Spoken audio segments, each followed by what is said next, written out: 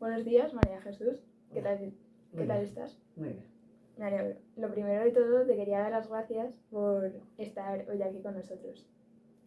De nada, encantada. Estás aquí en el despacho, así que muy bien, en la facultad. Es un enorme placer entrevistar a referentes como tú. Entonces, empezando por la primera pregunta de la entrevista, me gustaría saber qué es para ti salud mental.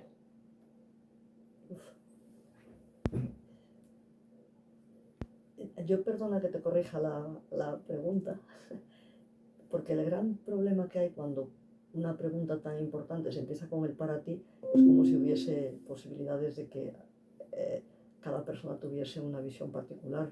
Y precisamente lo que hablábamos, ¿no? O sea, la psicología es tan individualista, casi cada persona puede decir lo que quiera acerca de ella, que tú me preguntas qué es para mí, ¿no? El problema, creo precisamente, aparte del problema de la psicología en general, del tema del término salud mental, es, como en alguna ocasión que ya me preguntaron, no es tanto el término mental como el término salud. Cuando se refiere uno al término mental, ya inmediatamente se pasa a lo psicológico, ¿no? Psicológico, psiquiatrizado, como quieras, pero de alguna manera ya se olvida uno de lo orgánico, ¿no? Sí. Entonces, está ya en la pelota, en el tejado de los psicólogos trabajar con esa pelota, con todos los problemas que tiene, la lucha con el modelo biomédico, lo que sea. Pero cuando se habla de salud, lo que se está hablando ya es de una cuestión casi biológica. Entonces, es difícil que los psicólogos nos ocupemos de lo que realmente tendríamos que ocuparnos. O sea, cuando es mental ya la gente lo atribuye a los psicólogos, pero salud lo atribuye al modelo biomédico. Entonces, me parece confuso más por el tema salud que por el tema mental. O sea, el tema mental creo que es una lucha continuamente contra el dualismo que está inmerso en nuestra sociedad, pero si queremos los psicólogos tener el trabajo predominante en ese ámbito, creo que habría que luchar más contra el término salud, que va a ser mucho más difícil que le quiten la parte biológica. ¿Me sigues? Sí. Entonces, salud mental, equilibrio psicológico, adaptación a largo plazo, resolución de problemas de la vida cotidiana, incluiría un montón de cosas, pero siempre dentro de lo psicológico. Total. Y dentro de esto, del campo de la psicología, ¿por qué crees que todo estudiante debería conocer el análisis funcional? No es que no solo que lo debiese conocer, sino que debería ser la estrategia, porque es la estrategia eminentemente psicológica. Cualquier otra estrategia es una copia más o menos afortunada de la intervención biomédica y es fruto precisamente de ese dualismo que llevamos arrastrando tanto tiempo y que precisamente el propio término salud mental lleva implícito, ¿no? O sea, es la salud orgánica y la salud de la mente, ¿no? Pues la única estrategia que es eminentemente psicológica, que no presupone un dualismo, sino que se ocupa del comportamiento como una interacción de un organismo en su medio, es el análisis funcional. Totalmente. Me parece también un poco preocupante que, siendo la herramienta básica que todo profesional de psicología debería conocer, porque al fin y al cabo, como tú muchas veces marcas, y como es, la psicología es la ciencia que se encarga de estudiar el comportamiento humano, pues me parece un poco peligroso que no se enseñe o que se sigan manteniendo las ideas de que el conductismo es muy frío, que el pensamiento no es conducta, y hay gente que salga al grado pues pensando esto. Pero bueno, refleja un poco cómo está el panorama acá de psicología actual. Hablando también de este dualismo que hemos comentado, de todos, de mente, cuerpo, etc., ¿cuál es la principal diferencia, así explicado de forma simple, entre el cognitivismo y el conductismo?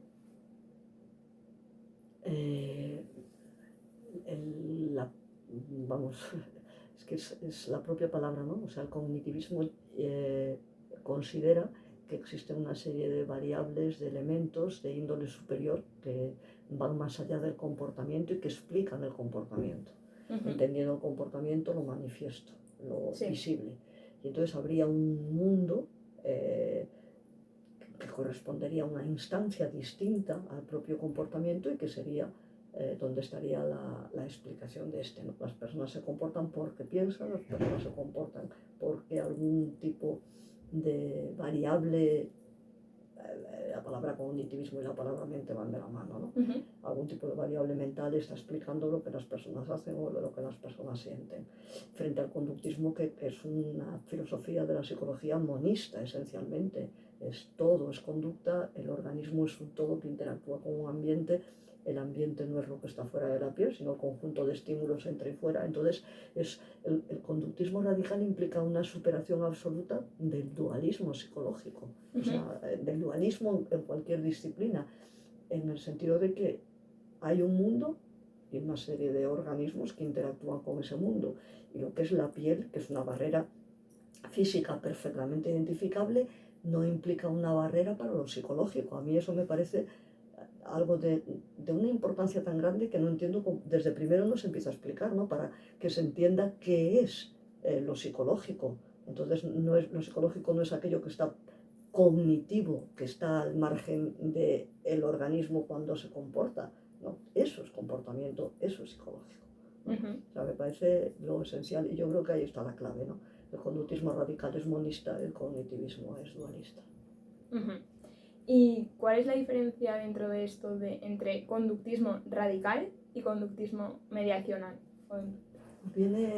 Hay autores que lo explican muy bien y que yo creo que en 2 palabras, para no liarnos con filosofía de la psicología, el conductismo metodológico consideraba que la conducta era el camino, la forma de llegar a lo esencialmente psicológico, sea eso lo que fuese, la conducta como método, frente al conductismo radical, que es la conducta como fin, o sea, la conducta como la raíz de lo psicológico. Ya sabes que ya se dice, se repite muchas veces, pero a veces, como tú muy bien dices, cuando se enseña en la facultad el conductismo como algo obsoleto, que ya se ha superado, como algo esencialmente primario, que no tiene en cuenta los pensamientos, etc., que simplemente es una muestra de ignorancia, ¿no? De no haber leído, que no es un problema que está bajo discusión, porque ahí no hay discusión posible. Lee los textos de los años 30 para saber lo que ya se decía entonces, ¿no? Entonces da un poco de pena que los propios docentes a veces hagan alarde de esa ignorancia simplemente por no haber leído, que no son posiciones encontradas, es ignorancia, ¿no? Pero bueno, el término radical, como también estamos hartos de oír, no se refiere a extremo, sino a que es la raíz. Y esa es la diferencia. La conducta como método de acceso, y que se rechazó la introspección en su momento. No había nada que se pudiese averiguar de una manera distinta a la conducta, a través de la conducta, frente a la conducta como objeto de estudio. Era el conductismo metodológico, que fue lo que permitió la derivación al modelo cognitivo-conductual. Consideraba que podía haber una serie de elementos de índole superior, de otro nivel distinto al conductual, que solo podíamos tener acceso a través de la conducta. ¿Vale? Pero se abría eso, ¿no? Se abría el campo para que apareciesen conceptos cognitivos. ¿Vale? A los que se accedía a través de una metodología que era la conductual. Vale, ahora ya lo he entendido. Y bueno, dentro también de esto de la parte mentalista y tal, hay un título de un libro bastante famoso actualmente y que va a coger cada vez más éxito en los futuros meses, que es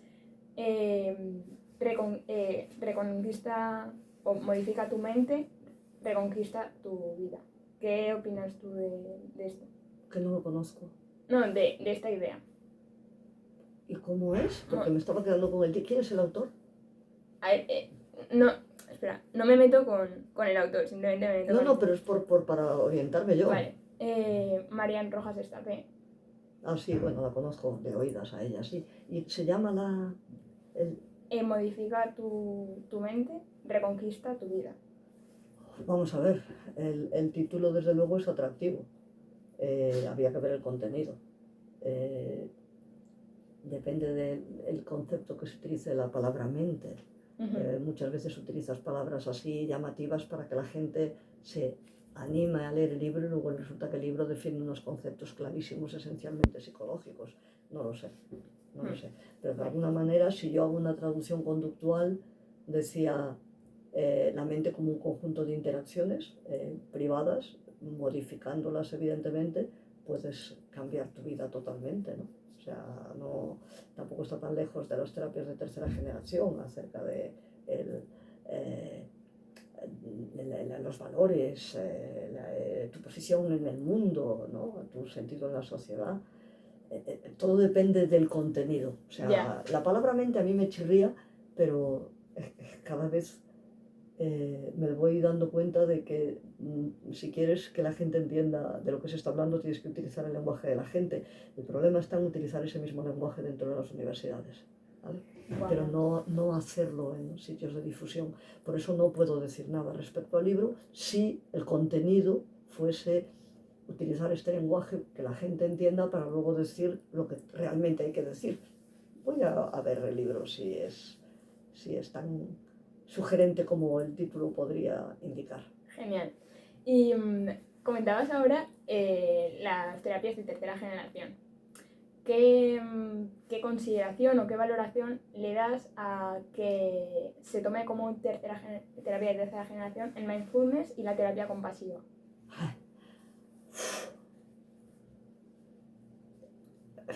Es que yo me he escuchado a mí misma diciendo esto tantas veces que me da hasta vergüenza que lo escuchen los demás, porque lo digo siempre.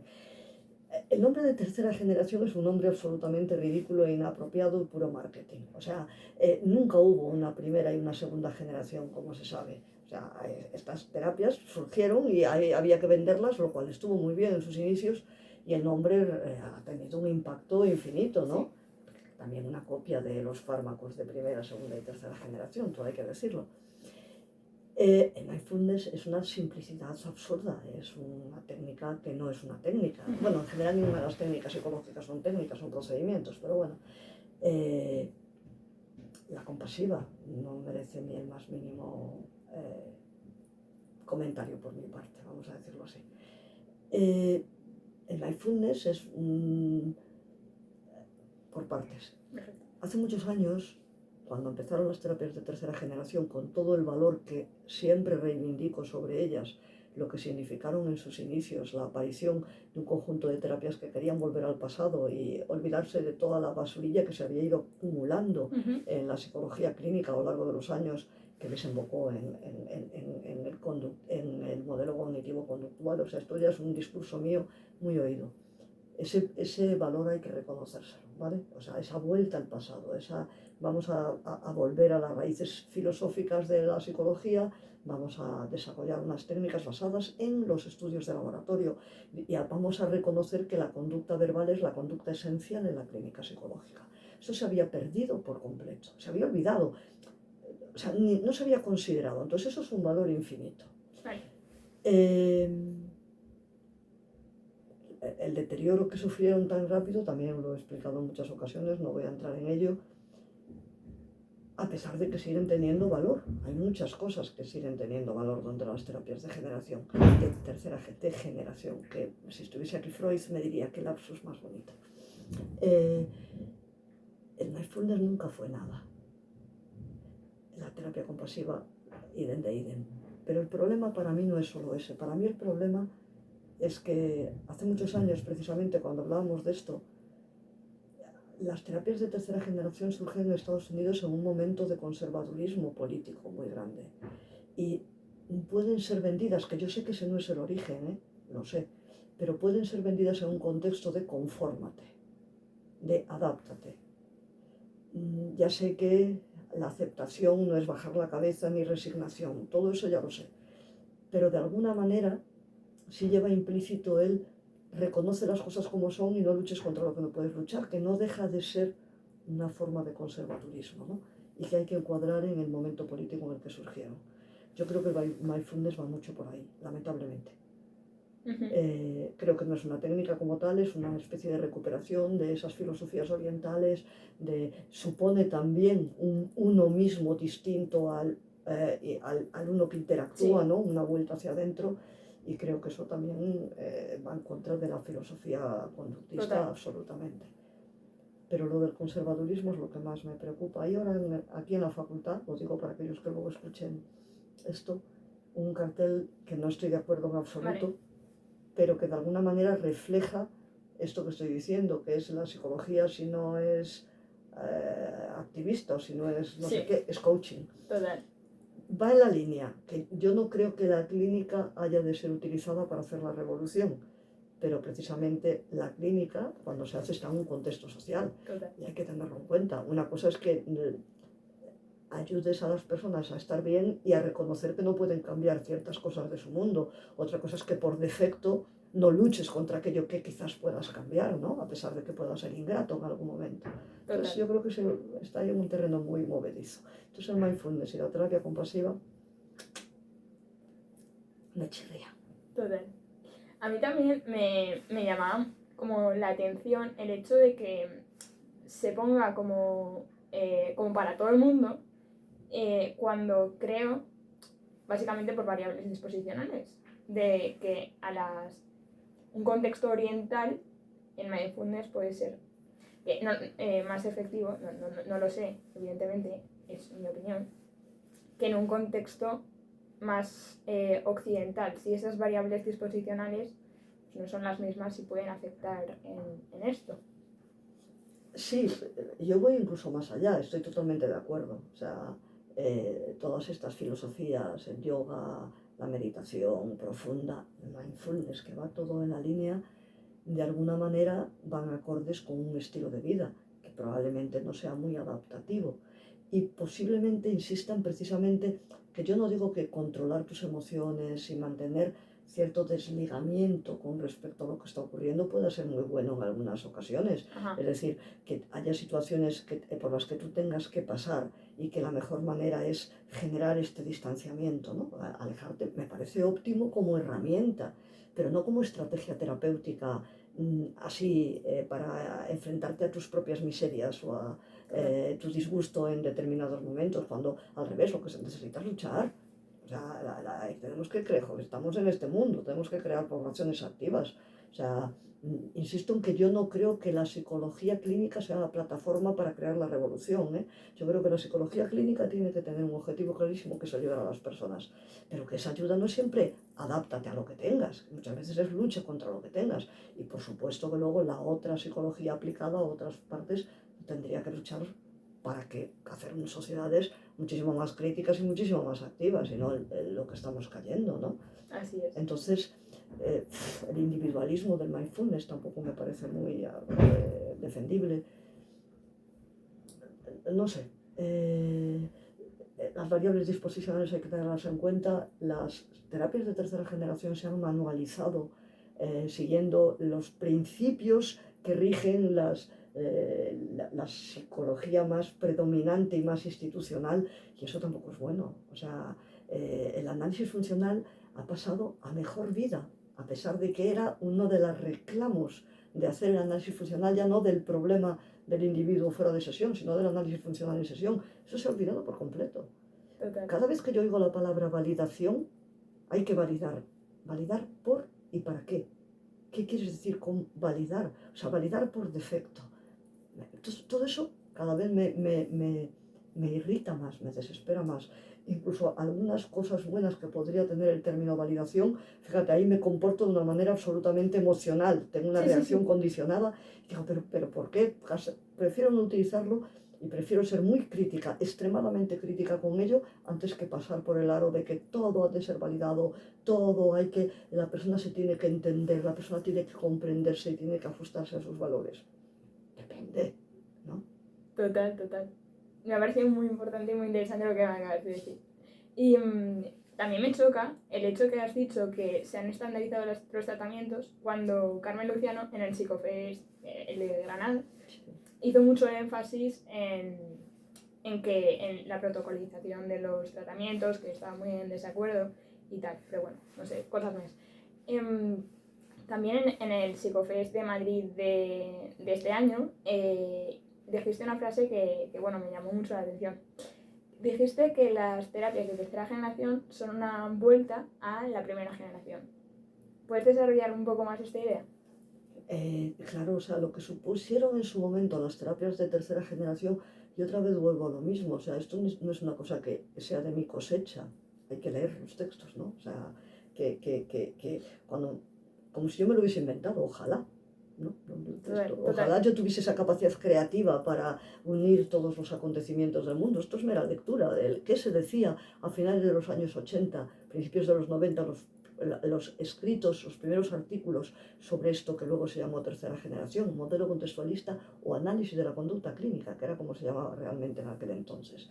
Esto, o sea, no es mío, ojalá, insisto, lamentablemente pocas cosas hay que sean mías, si es que hay alguna. Alguna frasecilla de estas así.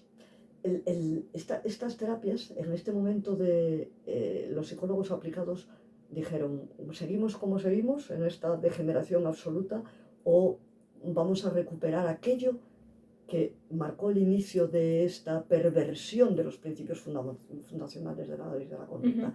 Y era volver a la primera generación, a los principios operantes, a los estudios de laboratorio. O sea, era esto, pero con una diferencia, que es lo que le dio valor al modelo contextual, que es, pero no nos limitemos a aquello que solo se ha tratado del análisis aplicado a la conducta, bajo el supuesto de que eran los únicos problemas sobre los que se podía actuar directamente, que eran trastorno generalizado del desarrollo y en su momento psicosis o problemas escolares. Total. Si resulta que tú puedes tratar los problemas directamente si consideras que los problemas también son verbales. O sea, que verbal es el problema, no es la forma de hablar del problema que es no verbal. Total. Eso fue lo que supusieron, pero además el lanzarse. Tú lees cualquier revista de análisis aplicado a la conducta, cualquiera no, la revista por excelencia que se llama, y no dejaban, y voy a decirlo en pasado, aunque creo que también lo podría utilizar en presente, publicar ningún artículo que no fuese sobre problemas escolares o algún tipo de autismo. ¿Por qué? Porque el resto no actuabas directamente, no aplicabas directamente las contingencias de reforzamiento. Las terapias de tercera generación vinieron a decir, ¿cómo que no?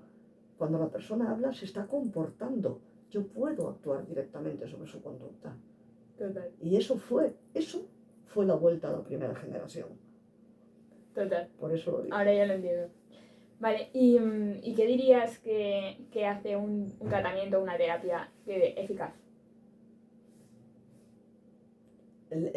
Vamos a ver, que hace una terapia eficaz es que el problema que ha traído la persona a consulta se haya resuelto y haya desarrollado habilidades para no volver a caer en un problema similar en el presente, ¿no? O sea, la terapia de conducta como algo preventivo en esencia. Vale. ¿Cómo se hace eficaz? O sea, eficaz, ¿cómo se hace eficaz? Pues yo últimamente repito mucho una frase para precisamente que la gente piense acerca del concepto de eficacia, porque resulta que muchas terapias que no tienen ninguna fundamentación, muchas actuaciones de terapeutas que no tienen ni idea de lo que están haciendo, resulta que generan cambios y generan cambios buenos. Yo a mis estudiantes les digo una cosa clarísima, no puede haber, si un terapeuta lleva 20 años viviendo de su profesión, tú no puedes decir que es un mal terapeuta, porque está teniendo éxito, lo tiene, total. La gente va. Total. Y entonces, eso es lo que hace un terapeuta eficaz, y ahí está donde yo disiento. Y repito la misma frase que yo creo que en las últimas 4 semanas le he dicho un montón de ocasiones. Vale. Un terapeuta eficaz no es un terapeuta que tiene éxito, es un terapeuta que sabe explicar por qué. Para mí eso es la clave. O sea, tener éxito es fácil porque el propio trabajo profesional te va moldeando, te va enseñando, pero eso no es lo difícil. Lo difícil es saber por qué. Y por qué tienes éxito y por qué fracasas. O sea, explicar ambos matices. Entonces, ¿qué hace un terapeuta eficaz? Aquel que aplica los principios de aprendizaje con conocimiento, sabe resolver los problemas según vayan ocurriendo y, por tanto, cuando llega al final o un medio, dice, esto está por esto. O sea, ese es para mí el criterio que habría que meter de eficacia. La capacidad que tiene el terapeuta para explicar los cambios, tanto hacia éxito como hacia fracaso. Total. Además, esto conecta mucho con lo de los factores comunes. Totalmente, por eso lo del tipo de técnica que utilices, llámale técnica, llámale procedimiento, es absolutamente irrelevante. Puedes hacer lo que quieras, pero el esqueleto, lo que explica, es siempre lo mismo. Y si no lo conoces... Sí que es verdad que me llamó la atención que has dicho que con los 20, con 20 años y con éxito, bueno, que como que los años correlacionan con la efectividad de la No, estrategia, no, no, no, pero no, no, eso, que no no, correlacionan. no. Nosotros ahí sí que hemos hecho bastantes estudios al respecto y es verdad que con los años se van, como no podía ser de otra manera, moldeando tus habilidades. O sea, un conductor que lleva 20 años conduciendo es mucho más seguro en su conducción que conduciendo con regularidad, quiero decir, que uno que acaba de coger el coche, pero simplemente por efecto del moldeamiento, ¿vale? Ajá. Pero eso para mí no es el criterio de eficacia. Resulta que nosotros sí hemos encontrado en estudios que hay terapeutas inexpertos en el sentido de pocos años de práctica que ponen en marcha el patrón de expertos. Es decir, desde el minuto uno se comportan como especialistas. Entonces no es los años de experiencia, pero los años de experiencia te van moldeando. Claro, vale. O sea, no es necesario que pasen muchos años para ser bueno, no, para tener éxito en tu intervención, porque bueno, insisto, yo lo mido por la capacidad explicativa, para tener éxito, o sea, no es necesario que pasen años, pero si pasan años vas a tener más éxito. Si pasan años y vives de eso. Así es, sí, sí. Sí que es, o sea, sí que es verdad que me llama un poco la atención el hecho de que una persona puede saber muy bien por qué funciona o por qué no, porque yo que sé, ha estudiado mucho, pero a la hora de llevarlo a la práctica con personas, a pesar de que tenga un bagaje muy alto, como que choque. Entonces, Claro, sí, sí. Yo estoy, claro, muy bien, me gusta esto que estás diciendo mucho, porque es verdad que hay que unir dos cosas. Una es saber por qué y otra es saber hacerlo. Es decir, tú puedes ser un especialista sobre el papel observando grabaciones e identificar lo que está pasando, pero luego a la hora de interactuar no haber desarrollado las habilidades que requieres. ¿Me entiendes? Y al contrario, puedes estar haciéndolo fenomenal y no teniendo ni idea de por qué, o dándote explicaciones absolutamente de andar por casa. así. Entonces, un buen terapeuta une ambas cosas, sabe hacerlo. Hay un artículo que publicamos Raimundo González, un chico de México, y yo, que se llama Saber qué y saber cómo. Precisamente, o sea, sabes qué es lo que hay que hacer y sabes cómo hacerlo. ¿No? Sí. No siempre van a la par. Total. No, totalmente. Y estábamos hablando antes del tema del lenguaje. ¿Por qué crees que es tan importante investigarlo? Porque es la herramienta principal de un psicólogo aplicado. Si un psicólogo clínico, vamos a restringir, porque el aplicado en otros ámbitos tiene otras muchas herramientas. O sea, no, si hay algo que es unánime en cualquier tipo de terapia, es la conducta de hablar. Y después el lenguaje tiene peso en la sociedad en general, no solo en la psicología. Una compañera, muy buena amiga de la Facultad de Filosofía, del área de lingüística, ella hace estudios cualitativos acerca del lenguaje.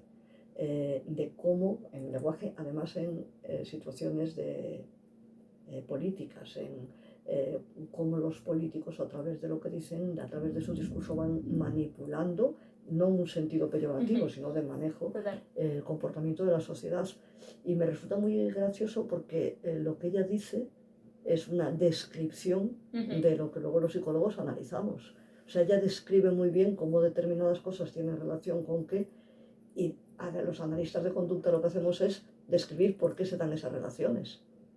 Ella no es capaz de pasar de ahí, siempre discutimos en ese sentido, pero su descripción acerca del manejo del lenguaje, por qué utilizan estos términos y no otros, tal, es perfecta. Y entonces nosotros explicaríamos cómo esos términos se han condicionado de manera agradable o desagradable, cómo han provocado respuestas asociadas a un castigo inmediato. Y eso los lingüistas no lo hacen, pero es lenguaje. O sea, la sociedad es lenguaje. Qué guay eso. Pues sí, totalmente. Además, he visto que habéis hecho las últimas modificaciones del grupo Acobeo que estás llevando. Me gustaría saber cuáles han sido los últimos avances o que habéis logrado. Pues mira, lo último que hemos zanjado de alguna manera y abierto al mismo tiempo, porque cierras una puerta y abres 80, es el tema de la eficacia. O sea, que existe realmente un patrón de experto que no se corresponde con los años que lleves de práctica. Vale. Eso es el último avance, que es la tesis de Gladys Pereira. Y después el otro también, en ese término de la interacción verbal, la tesis de Víctor Stahl también mostró precisamente algunas formas, morfologías, para que la interacción en terapia, ese moldeamiento por el que vas haciendo que las personas digan aquello que luego le permitirá comportarse de otra manera en su contexto, cuáles son la manera en la que el terapeuta puede poner en marcha esas funciones motivacionales, al fin y al cabo, para que el cliente aprenda más rápido, para que el cliente tenga luego más capacidad de control fuera de la clínica. Vale. Eso es lo más. Y lo que estamos poniendo ahora en marcha, que es el proyecto que acaba de empezar, es el comprobar si aquellas personas, que te lo explico muy brevemente, aquellas personas que su historia de aprendizaje antes de comenzar el tratamiento son más proclives, están más entrenadas, porque la vida les ha entrenado a seguir instrucciones verbales antes que contingencias directas de comportamiento, esas personas van a tener más éxito en el tratamiento psicológico. Claro, porque al fin y al cabo el tratamiento no es otra cosa que un conjunto de instrucciones. Y de ahí la importancia de estudiar el lenguaje de los psicólogos. Está claro. Claro. Ajá.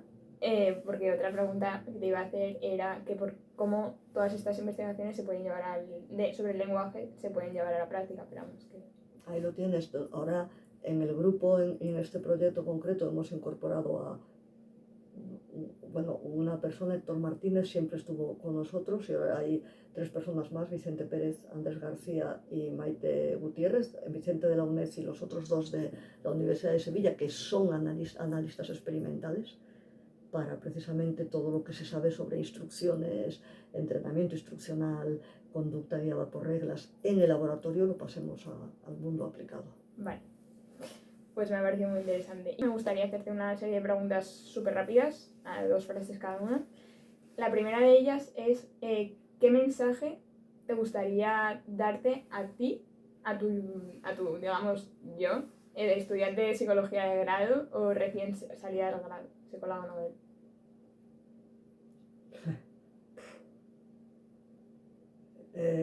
Diría, empieza a estudiar. Totalmente, es que es total. Eso es lo que diría, lo que me diría. ¿Y qué mensaje te gustaría trasladar a los estudiantes de psicología que nos estén escuchando? Pues varios mensajes. El primero, el mismo que me diría yo, empieza a estudiar. Ya tienes el título, ahora ponte a estudiar. Yo también defiendo la universidad como un sitio crítico. Entonces, que no te adoctrinen, ni siquiera que te adoctrinen los profesores que más te gustan o que más te han enseñado, porque estoy segura además que esos profesores son los que más fomentarían un espíritu crítico. Entonces, sé crítico, la universidad tiene que ser un sitio crítico, siempre.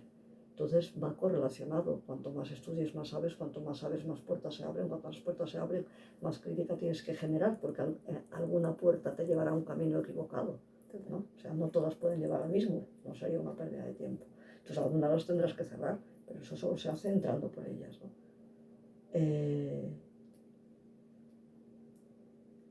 Eso sería lo principal para mí, el espíritu crítico y el empezar a estudiar.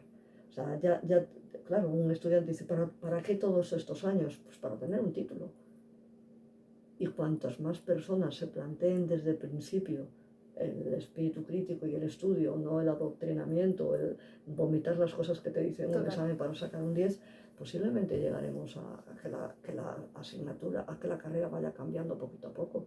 Pero como estamos en una lucha de a ver quién saca más de un puntito por encima del otro, pues lo que se quiere es acabar cuanto antes y a partir de ahí, bueno, pues si mientras siguen estos valores, cuando acabes ahora ponte a estudiar.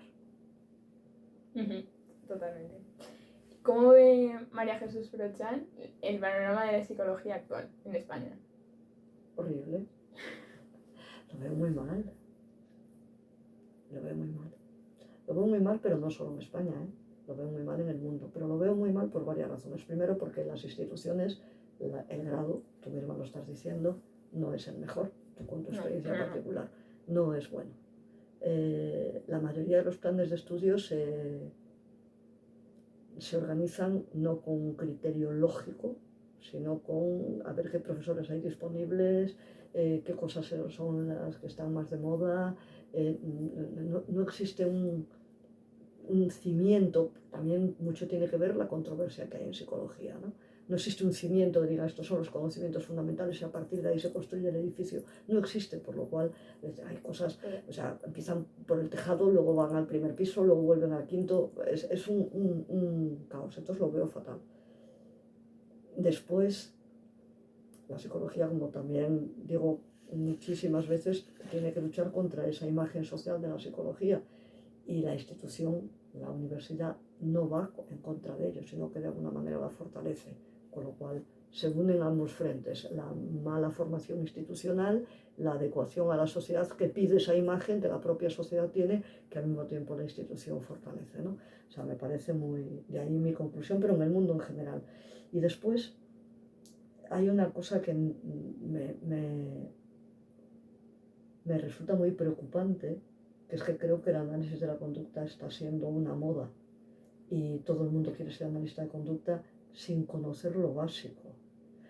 Y está ocurriendo una infravaloración del análisis de la conducta, una infravaloración, no una minusvaloración, porque se está reduciendo otra vez al mensaje fácil, a 4 consignas, continuamente, ¿no? Y hay muchísimas plataformas que hacen muy buenas labores, pero al mismo tiempo hay otras tantas que hacen una labor de difusión banal y la gente se cree que con eso ya se sabe. Las personas consideran que porque haber atendido a 4 blogs, haber ido a 3 psicofest y haber hecho no sé qué ya saben todo, y no, eso tiene un valor, pero un valor dentro de un contexto de estudio y de aprendizaje. O sea, estamos en un mundo que trivializa el esfuerzo, ¿no? Entonces, te lo dan todo mascado. Yo, que he estado impartiendo cursos en un montón de sitios de Latinoamérica, luego estoy viendo, ¿no?, lo que hacen esos mismos centros o instituciones que me contrataron para dar clase y veo que todos se van a esa dinámica, ¿no?, de la venta de cursos y la gente hace cursos y acumula cursos y es el tejado. Absoluto, y me da muchísima pena. Entonces está creando una mala imagen de fortaleza del análisis de la conducta cuando no está en absoluto fuerte, sigue siendo minoritario y desconocido. Totalmente. Yo en mi caso aprendí lo que era análisis funcional bien hecho en mis prácticas de grado, que es, y parte de las preguntas que te he hecho pues, son gracias a esta persona, que seguro que me está escuchando y que muchas gracias. Y que fue la que de hecho me dijo, lo hice sobre resiliencia en padres de hijos con autismo y me dijo, vamos a hacer un trabajo, pero aparte del que tienes que entregar, lo vamos a llevar esta palabra de resiliencia al campo de la conducta. Y fue como me empecé a relacionar con esto y a trabajar y a ver que no es lo que tú decías de resiliente porque se comporta así, porque si no estamos dando la misma vuelta. Y bueno, pues me parece muy importante lo que has dicho. Luego la siguiente pregunta es ¿cuál es la frase de Skinner que más te gusta? Me costaría encontrar una. No sabría decirte. No sabría. Tampoco soy muy de frases y de consignas, ¿eh? No sabría. De Skinner me gustan textos enteros, me encanta. Generalmente cuando habla de la sociedad o cuando habla del carácter adaptativo del comportamiento y de que el operante es algo que está ahí, una característica seleccionada a lo largo de los años, pero una frase como tal no sabría decirte. Vale. No sabría. Y ya la última, y ya te dejo. Si tuvieras un canal de divulgación, ¿vale? Nunca lo tendré. Si lo tuvieras, Bueno, dos preguntas. Una, porque no lo tendrás nunca. Y luego, si lo tuvieras, ¿qué 3 mensajes te gustaría trasladar? Nunca lo tendré porque yo me gusta o sea, creo que hay personas que divulgan muy bien Ujú. y a mí me gusta más el trabajo en la sombra. Vale.